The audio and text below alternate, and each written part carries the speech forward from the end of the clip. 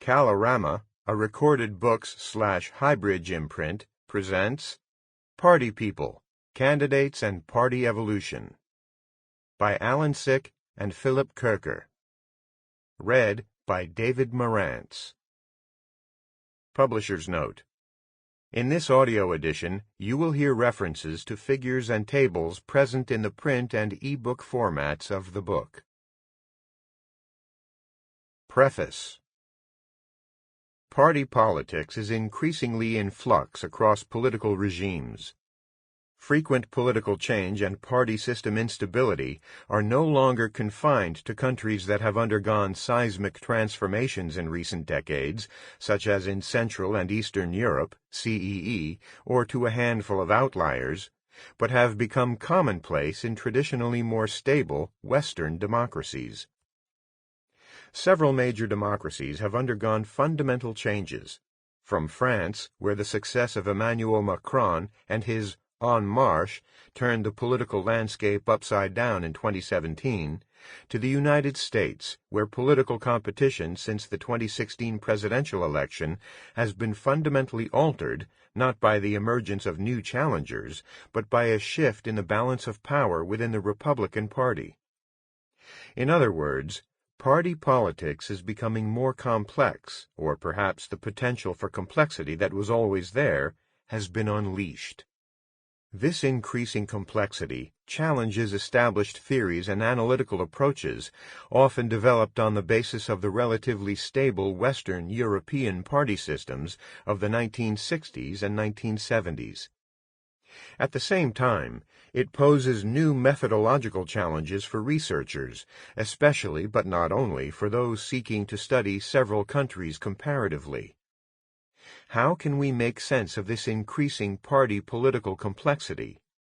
How can we conceptualize and measure political change in parties and party systems? These are the questions that motivate this book. Our aim is to introduce a new way of understanding and analyzing party and party system change that examines such processes by focusing on party people. Political parties are nothing without the people involved. Therefore, we propose to study party evolution by focusing on the people who make up these organizations and cause them to change, rather than using the party as a monolithic unit of observation. We argue for using a genetic approach for the analysis of party change and evolution.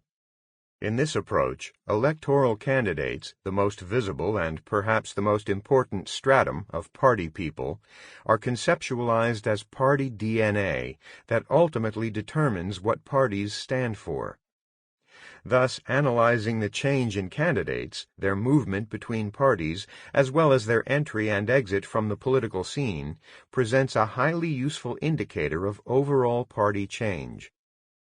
The primary purpose of this book is to explicate this new approach and discuss how it can be used to provide valid and reliable analyses, both nuanced and extremely large scale, of party and party system change.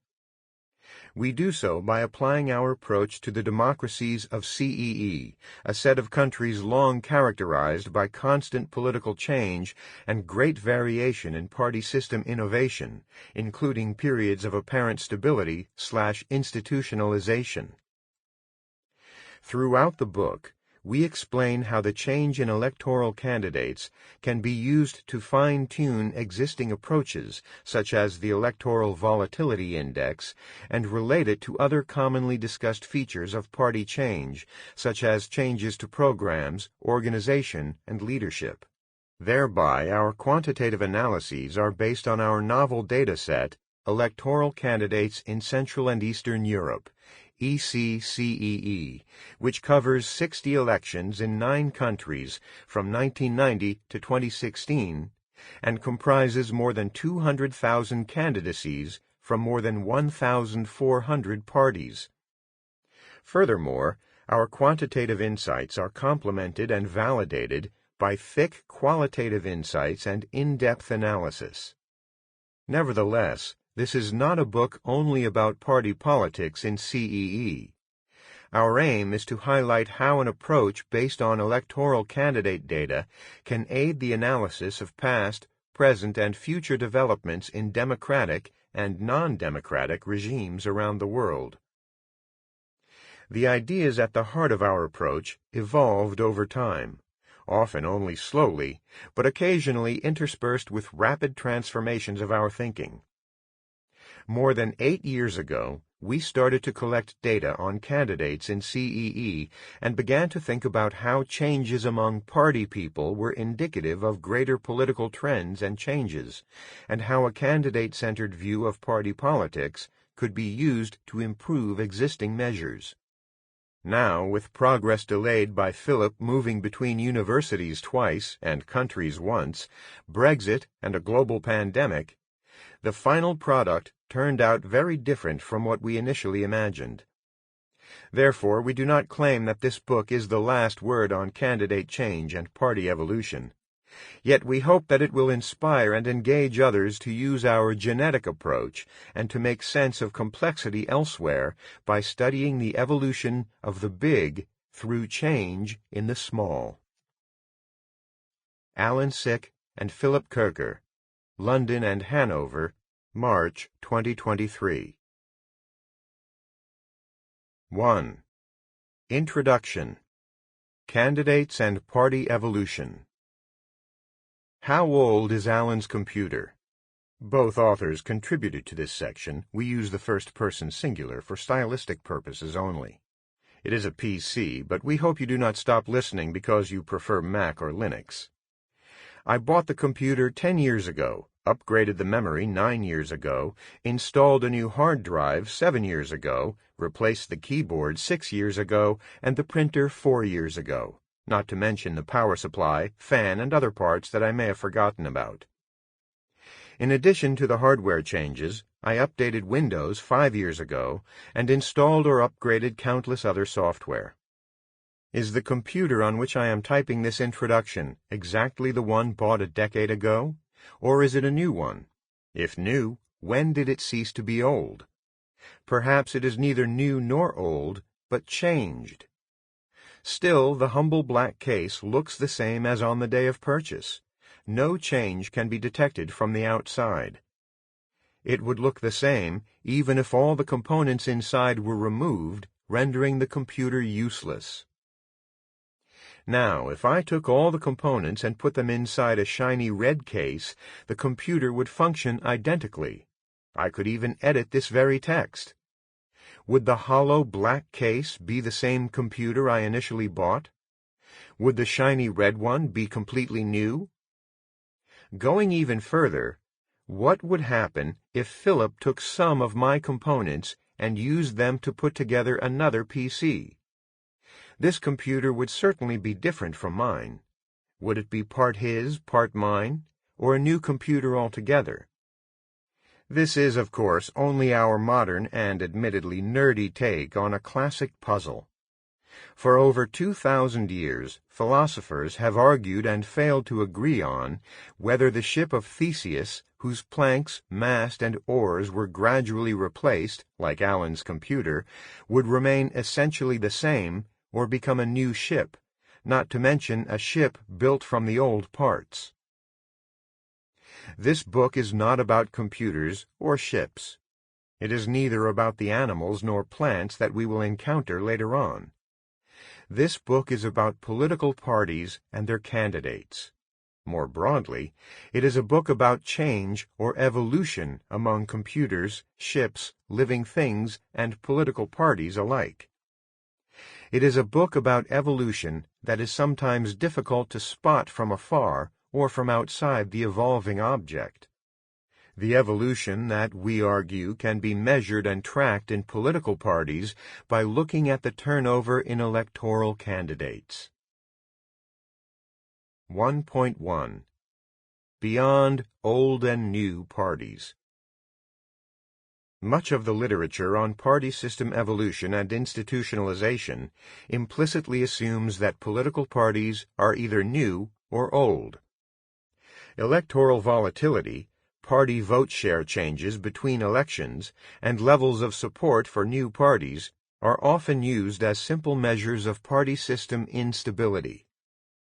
Others go beyond describing what parties there are and how well they do, and study changes in their interactions.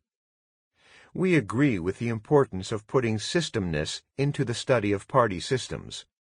However, to maximize understanding of interactions, we need a fuller understanding of the parties that are interacting. Many scholars have studied change within individual parties, sometimes referred to as adaptation or transformation in the literature. Various aspects of this change, for example, program, leader, or organization, have been studied together or individually. However, party change is seldom considered relevant for understanding party system evolution. The literature on party systems and electoral change generally brushes over the change within parties and focuses on their birth, death, mergers, and splits, as well as their close cousins, the formation and breakup of electoral coalitions. One of the aims of this book is to link internal party change to the empirical study of party systems, using party change to enhance our understanding of new and disappearing parties, electoral volatility, and party fission and fusion. More specifically, we propose a holistic approach that acknowledges different dimensions of party change and incorporates the, as we will learn, very real possibility of gradual and partial change into the study of party systems and political change. We argue that this more nuanced approach is needed for a proper understanding of political change. Parties are obviously born and they die, or enter and exit, to use less anthropomorphic language. They can also experience fission and fusion, splitting up and recombining in different ways. However, limiting party change to only these events yields a monochrome picture. Change within parties and complex connections between parties past and present need to be taken seriously for three reasons.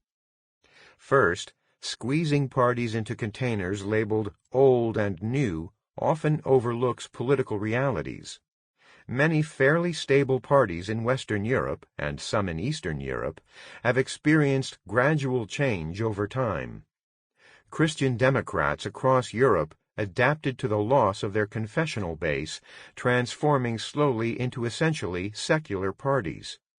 Similarly, many social democratic parties moderated in response to economic and social changes from the 1970s onwards, culminating in the third way politics 2 decades later. Other parties have experienced even more dramatic transformations. Fidesz in Hungary in the 2020s is indisputably very different from the party that emerged in 1988 or led the first Viktor Orbán government in 1998 to 2002. Even though Orbán remains its leader, a liberal party of young anti-communists has morphed into an illiberal party of authoritarian conservatives. The German Green Party has evolved from an environmentalist protest movement to a comfortable coalition partner in center-left and, in individual states, cross-spectrum governments. Major changes aside, no party is ever identical or perfectly congruent to any party in an earlier election. Party evolution can be slow and evolutionary or punctuated, alternating between periods of stability and rare bursts of change, but it always happens. Second, new parties seldom appear out of nowhere. They commonly have weaker or stronger links to earlier parties. Put differently, they often fail the test of genuine newness, that is, the absence of prominent organizational or personnel links to existing parties. For instance, Law and Justice, PIS, and the Civic Platform, PO, stormed the Polish political scene in 2001, but had clear roots in the weakened Solidarity Electoral Action, AWS. Team Stronach, a moderately successful party in the 2013 Austrian elections, drew some of its top brass from the Alliance for the Future of Austria, BZO, itself a one-time breakaway from the Austrian Freedom Party, FPO. Such ties are often obvious for major splinters. For instance, the Danish People's Party, DFP, a high-flying early bird among radical right parties, broke off from the Progress Party, FP, in 1995. While a stump FP survived, and DFP looked like a newcomer, it pinched a large slice of its members and FP's former leader. The British Social Democratic Party, SDP, split from Labour in 1981, spearheaded by 4 former and current MPs. It recruited most of its membership from outside, but 10% of Labour's MPs and 1 Conservative also defected to the new formation. Thus, the SDP was a young political party, but it was never a new political party. These parties were all new in many ways. However, they lacked genuine newness. Genuinely new parties have been much less common than such spin-outs, especially in Western Europe, albeit with some notable exceptions. For example, de Gaulle's Rally of the French People, established in 1947, Emmanuel Macron's En Marche, 2016, the Italian Five Star Movement, 2009, and the Dutch List Pim Fortuyn, 2002. En Marche is actually a case of a partially new party. Finally, parties that appear to die do not always end up 6 feet under.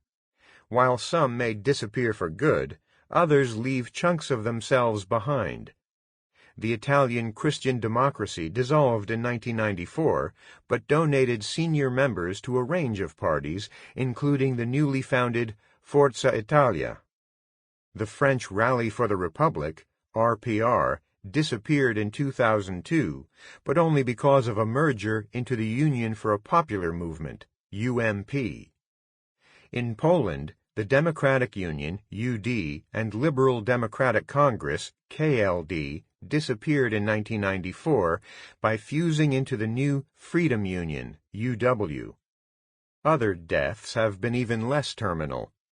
The Belgian Vlaamsblok, VB, was killed off by its leaders in 2004 after it was declared racist by the courts and lost access to state funding, only to be reborn as Vlaams Belang on the next day. Similarly, the Lithuanian Labour Party, DP, was disbanded in 2013 to avoid penalties for fraudulent bookkeeping. It merged with the small Labourist Party and adopted a slightly different name, Labour Party, Labourists. The continuity in VB and DP was obvious, and the staged deaths only fooled the Belgian and Lithuanian law. Their self-termination was entirely strategic. The fact that party death is not necessarily a sign of weakness has been noted by others. For these reasons, instead of death, we use the less grave and anthropomorphic term, party exit. Once we recognize that the black and white categories of old/new and exiting/continuing parties may neglect important continuities, a different image of parties and party systems transpires. In this picture, parties are fluid and transient. Sometimes it is almost impossible to pin down a party over time, a problem that is very familiar to students of Central and Eastern Europe, CEE politics, but that is not absent in Western Europe and other ostensibly more stable party systems either, as demonstrated by the examples of the Danish People's Party, DFP, discussed previously, and that of Kadima, established before the 2006 parliamentary elections in Israel. How should we conceptualize and measure party novelty and change?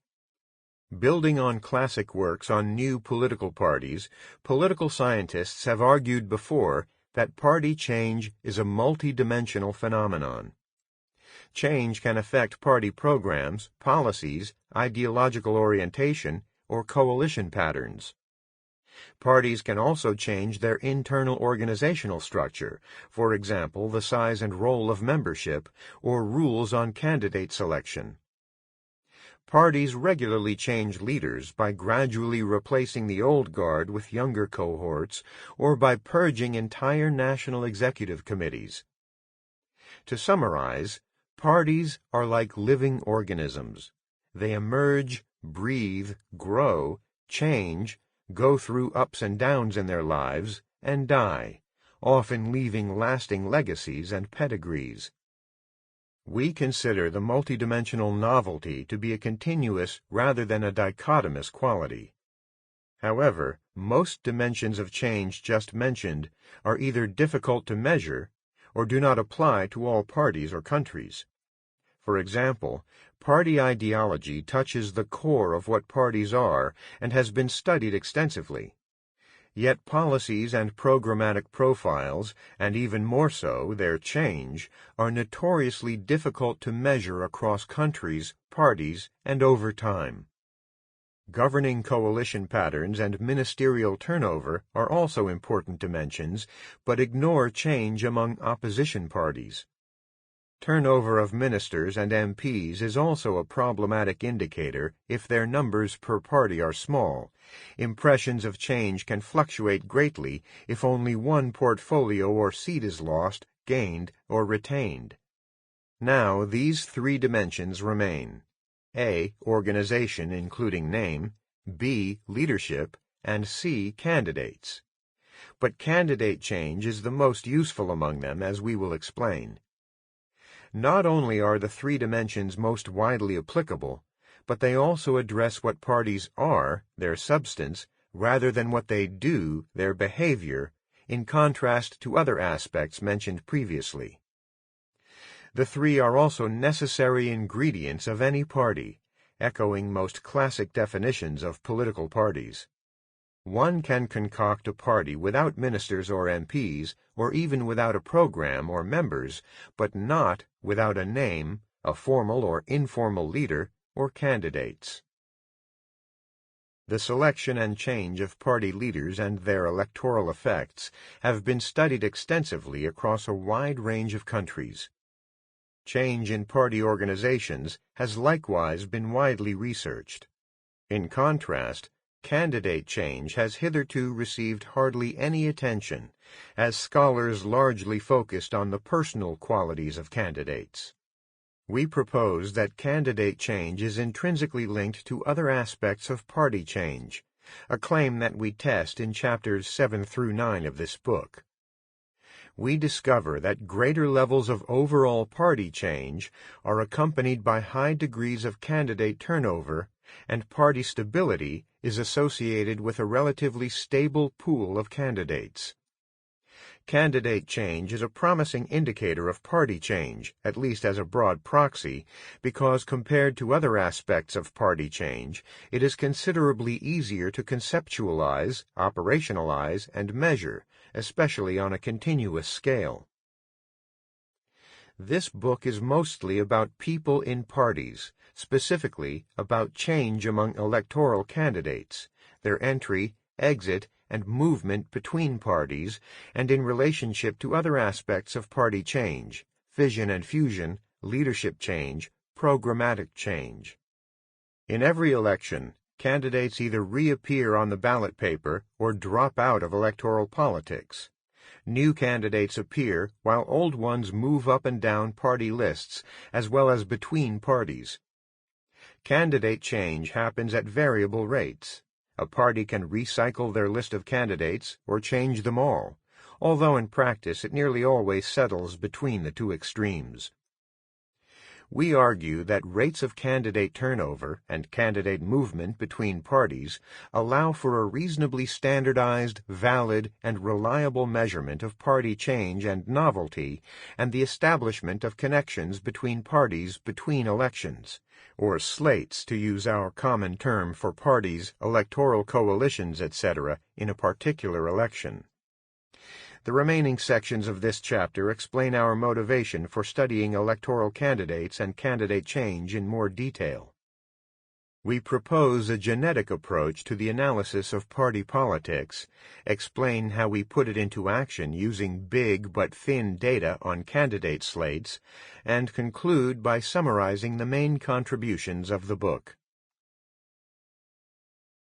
1.2.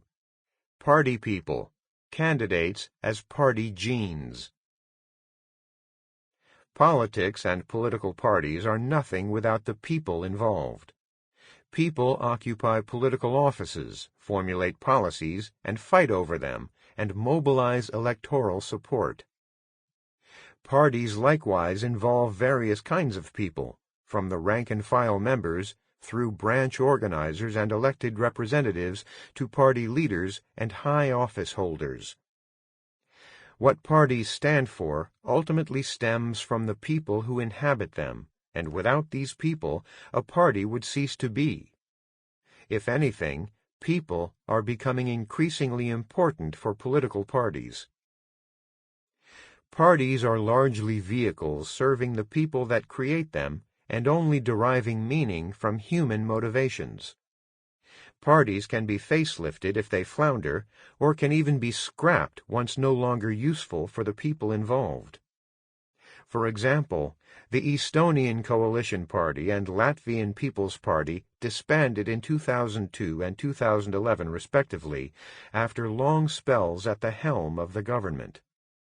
The notion of parties as vehicles best fits business firm parties, such as Silvio Berlusconi's Forza Italia or the Anno 2011 party of Czech tycoon-turned-politician Andrej Babiš.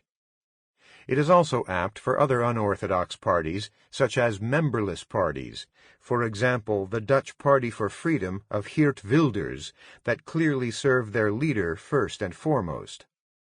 However, even the more traditional varieties of parties serve the people involved in them, that is, the leader, elected representatives, and other party elites and candidates. Among them, electoral candidates are the biggest visible and well-defined slice of people that constitute political parties. People in parties change. We propose a genetic approach to party politics, measuring party evolution by candidate novelty and dropout within parties and tracking candidate movement between them. The rate of candidate change varies, ranging from a slow replacement of the old by the young to seismic takeovers by newcomers or purges of the old guard. This is not dissimilar to genetic transformations in species over generations, where a constant ticking of the evolutionary clock is interrupted by occasional faster mutations. Just as differences in genetic sequencing allow biologists to measure evolutionary distances between species, we suggest that candidate sequencing can capture similarities between parties past and present, and can measure the speed of change in parties. In comparative genomics, the constant ticking of molecular clocks is used to measure the time when two contemporary species diverged from each other, that is, went separate ways in the evolutionary tree. We use candidate overlap or congruence between parties in successive elections to uncover linkages between parties over time. We study congruence by looking at electoral slates, a political party or electoral coalition or any other formation in a single election. The term brings to focus the electoral face of parties and avoids the often unnecessary distinction between parties and coalitions. It is often difficult to tell parties and coalitions apart. Electoral results do not always distinguish between them, and coalitions can transform into parties. Furthermore, party lists can include members of other parties without a formal coalition, or dummy parties can mix candidates without a formal merger when electoral rules are unfavorable to electoral coalitions. Finally, some electoral coalitions are fleeting, while others are remarkably stable. For example, the long-standing CDU-CSU alliance in Germany, or the Union of Greens and Farmers in Latvia. It also alludes to classic party definitions, such as any organization which nominates candidates for election to a legislature. Thus, we use slate to refer to parties and electoral coalition, or electoral units, reserving party mostly to party as an organization. Only occasionally do we use party as a synonym for slate for stylistic purposes where the context is clear. To return to the genetic analogy, parties can also experience Sample complete. Ready to continue?